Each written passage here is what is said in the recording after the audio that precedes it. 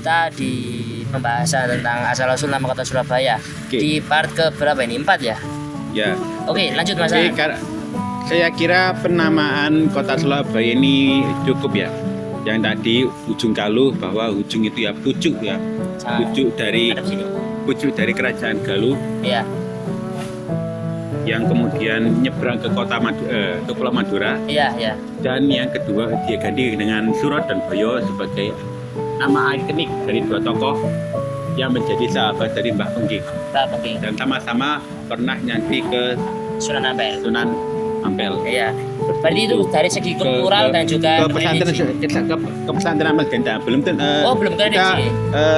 Kalau ngajinya ke Sunan Ampel berarti kan ketemu Sunan Ampel. Iya. Tapi kalau nyantri ke pesantren Ampel Genta kan nggak harus ngajinya ke Sunan Ampel. Iya. Taruh ke penerusnya gitu. Iya. Gitu ya.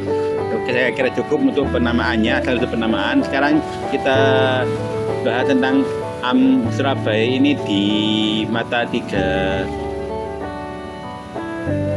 cukup dua ya, di mata dua kalangan, dua golongan. Pertama golongan nasionalis, yang kedua religi, agamis. Nah, di golongan nasional sini tentunya adalah, kalau dalam rentetan sejarah itu diawali dengan dalam stabilitas politik Indonesia, dinamika politik Indonesia waktu itu adalah diawali sama Bosok Praminoto. Karena ini memang versi modern ya, versi modern Bosok. Tentunya yang lama-lama di kerajaan sudah ada, ini yang versi modern Bosok Praminoto, yang kemudian mendirikan sekolah peneleh. Iya. Bukan sama Bung Karno. Gubernuran sekarang. Oh, kantornya? Kantor gubernuran sekarang. Iya, tahu saya. Oke. Daerah Genteng situ ya, teman-teman. Di Peneleh. Yang di situ beliau mengkader banyak calon pahlawan nasionalis. 3 yang terbesar diantaranya adalah Semaun, Kartowiryo. Kartowiryo. Iya. Kartosuwiryo dan Soekarno. Walaupun 2 di antara 3 ini kemudian menyimpang, maksudnya tidak keluar dari garis yang kemudian diajarkan pada. Semaun ini siapa? Semaun itu orang mana ya?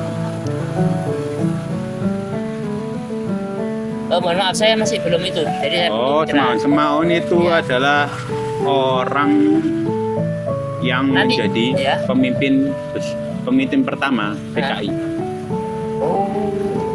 Dan karena dia adalah murid dari Sneflit, orang Belanda yang pernah belajar di Rusia, yang membawa paham komunis ke Indonesia. Iya. Sneflit. Semaun ya.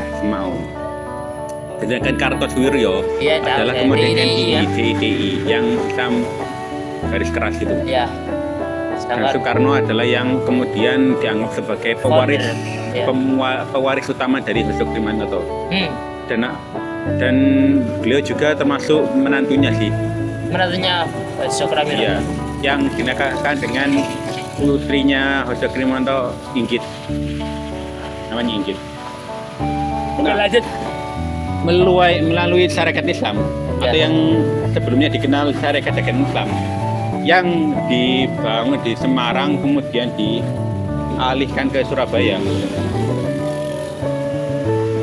Itu merupakan gerakan politis nasionalis untuk melakukan perlawanan terhadap penjajahan Belanda. Ya. Dilawan intinya secara akademis. Jadi Belanda itu ketika di akhir abad 19, tahun 1990-an itu mulai mengadakan politik etis untuk memberikan kepada orang pribumi pendidikan, kesehatan, dan profesi. Jadi diberikan kami Belanda itu Senogorgonya ketika itu kita ini sudah mengambil hasil bumi kekayaan negara ini, maka sebagai etikanya kita juga harus memberikan apa ya, pendidikan lah ya, pendidikan itu tadi, kesehatan, layanan kesehatan dan profesi kerjaan.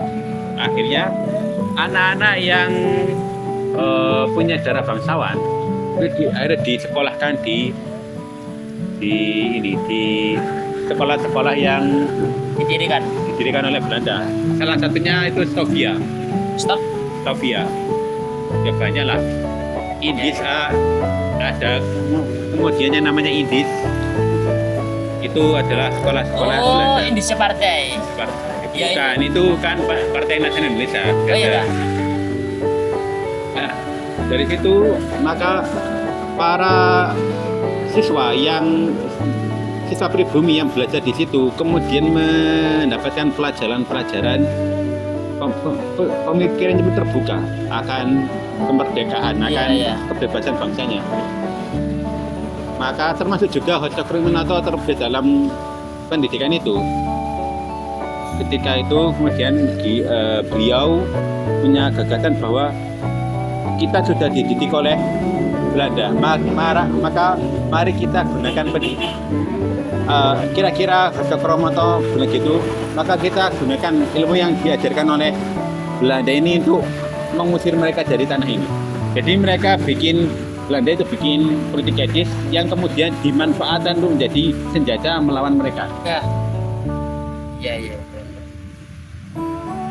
Tentunya mereka untuk bisa melawan dari dalam, mereka para Hotcokriminoto DKK ini masuk ke lembaga perkantoran pemerintahan Belanda untuk menyerang dari dalam. Artinya melakukan perlawanan bukan hanya dengan senjata tapi dengan pemikiran, dengan birokrasi dan diplomasi.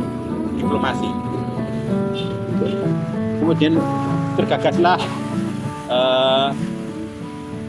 Syarikat Dagang Islam untuk bukan hanya untuk melawan kolonial tadi. Syarikat Dagang Islam itu juga untuk menandingi perdagangan orang-orang Tiongkok, orang-orang keturunan Cina juga, dan untuk dan bersahabat dengan pedagang-pedagang Arab. Ya itu lain kali saja ya. Persatuan Dagang Islam didirikan di Semarang, kemudian dialihkan oleh Haji Samanhudi, dipindahkan ke Surabaya oleh Hotcokriminoto dan menjadi Syarikat Islam. Dari sinilah, dari organisasi ini yang berpusat di Peneleh. Tadi Kartosuwiryo, Semaun, Soekarno belajar di situ, Gembleng. Dan karena ketiga orang ini tidak hanya mendapatkan gemblengan dari Hotcokriminoto, mereka akhirnya Kartosuwiryo kemudian menjadi keras, pahamnya jadi keras, keras.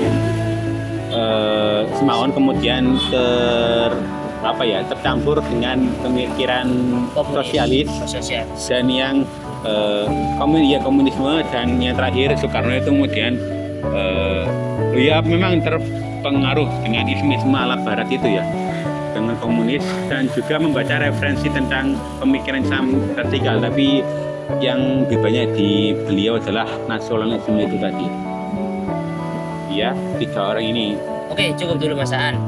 3 orang ini yang nantinya akan kita bahas selanjutnya atau bagaimana ini? Sudah cukup ya? Sudah cukup ini 3 orang ini ya? Ya boleh itu, kalau kan. Murid-muridnya Hotcokriminoto. Iya. Ya. Setelah ini kita lanjut ke video berikutnya mengenai lanjutan dari video ini. Iya. Oke, terima kasih.